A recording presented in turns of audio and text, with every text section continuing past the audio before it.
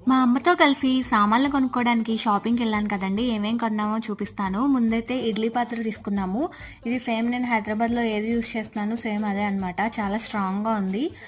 డబ్బుల వైస్ అయితే 800 పడిందనమాట. తర్వాత ఇవి 2 చిన్న చిన్న గిన్నెలు తీసుకుంది. రైస్ వండుకుంటదంట.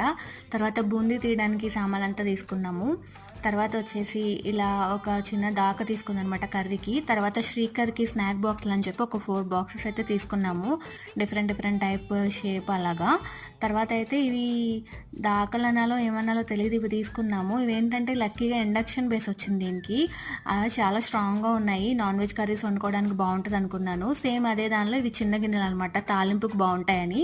బట్ దీనికి ఇండక్షన్ బేస్ ఏం రాలేదు. తర్వాత అమ్మ డైలీ యూజ్‌కి ఒక కళాయి తీసుకుంది పునుగులో వేసుకోవడానికి. తర్వాత కర్రీస్ వండుకోవడానికి కొన్ని గిన్నెలైతే తీసుకుంది.